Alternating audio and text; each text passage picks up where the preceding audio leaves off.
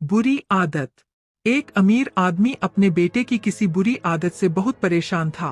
वह जब भी बेटे से आदत छोड़ने को कहते तो एक ही जवाब मिलता, अभी मैं इतना छोटा हूँ, धीरे धीरे ये आदत छोड़ दूंगा।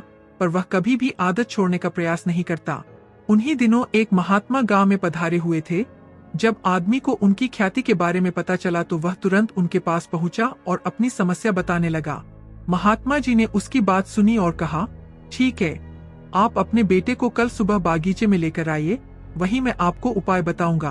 अगले दिन सुबह पिता पुत्र बागीचे में पहुंचे। महात्मा जी बेटे से बोले, आइए हम दोनों बागीचे की सैर करते हैं। और वो धीरे धीरे आगे बढ़ने लगे। चलते चलते ही महात्मा जी अचानक रुके और बेटे से कहा, क्या तुम इस छोटे से पौधे को उखाड़ सकते हो? जी हाँ, इसमें कौन सी बड़ी बात है। और ऐसा कहते हुए बेटे ने आसानी से पौधे को उखाड़ दिया। फिर वे आगे बढ़ गए और थोड़ी देर बाद महात्मा जी ने थोड़े बड़े पौधे की तरफ इशारा करते हुए कहा, क्या तुम इसे भी उखाड़ सकते हो? बेटे को तो मानो इन सब में कितना मजा आ रहा हो। वह तुरंत पौधा उखाड़ने में लग गया। इस बार उसे थोड़ी मेहनत लगी, पर काफी प्रयत्न के बाद उसने इसे भी उखाड़ दिया। वे फिर आगे बढ़ गए और कुछ देर बाद पुनः महात्मा जी ने एक गुड़हल के पेड़ की तरफ इशारा करते हुए बेटे से इसे उखाड़ने के लिए कहा। बेटे ने पेड़ का ताना पकड़ा और उसे जोर जोर से खींचने लगा, पर पेड़ तो हिलने का भी नाम नहीं ले रहा था।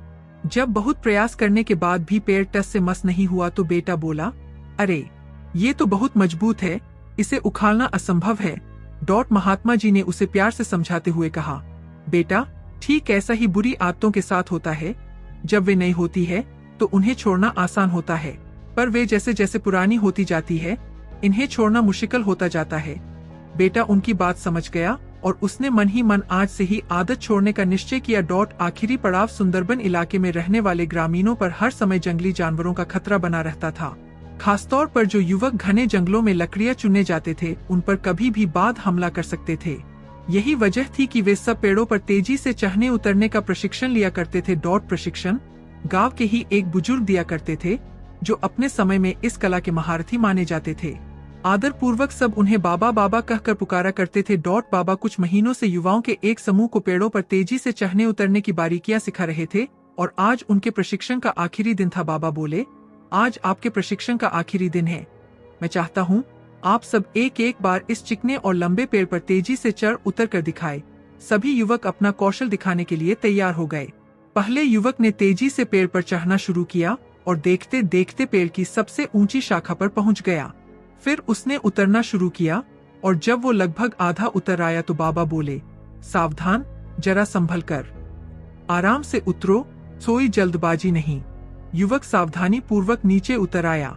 इसी तरह बाकी के युवक भी पेड़ पर चढ़े और उतरे और हर बार बाबा ने आधा उतर आने के बाद ही उन्हें सावधान रहने को कहा। यह बात युवकों को कुछ अजीब लगी और उन्हीं में से एक ने पूछा, बाबा, हमें आपकी एक बात समझ में नहीं आई। पेड़ का सबसे कठिन हिस्सा तो एकदम ऊपर वाला था, जहाँ पे चढ़ना और उतरना दोनों ही बहुत कठिन था। आपने तब हमें सावधान होने के लिए नहीं कहा, पर जब हम पेड़ का आधा हिस्सा उतर आए और बाकी हिस्सा उतरना बिल्कुल आसान था, तभी आपने हमें सावधान होने के निर्देश क्यों दिए?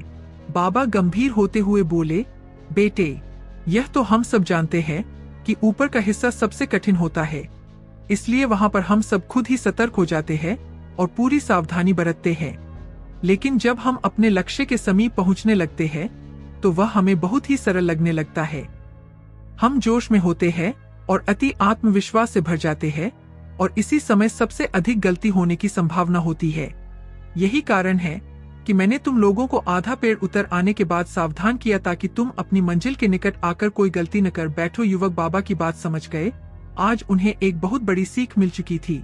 मित्रों, सफल होने के लिए लक्ष्य निर्धारित करना बहुत ही जरूरी है और ये भी बहुत जरूरी है कि जब हम अपने लक्ष्य को हासिल करने के करीब पहुंच जाए, मंजिल को सामने पाए, तो कोई जल्दबाजी न करें और पूरे धैर्य के साथ अपना कदम आगे बढ़ाएं। बहुत से लोग लक्ष्य के निकट पहुंचकर अपना धैर्य खो देते हैं और गलतियां कर बैठते हैं, जिस कारण वे अपने लक्ष्य से चूक जाते हैं। इसलिए लक्ष्य के आखिरी पड़ाव पर पहुंचकर भी किसी तरह की असावधानी मत बरतिए और लक्ष्य प्राप्त करके ही दम लीजिए।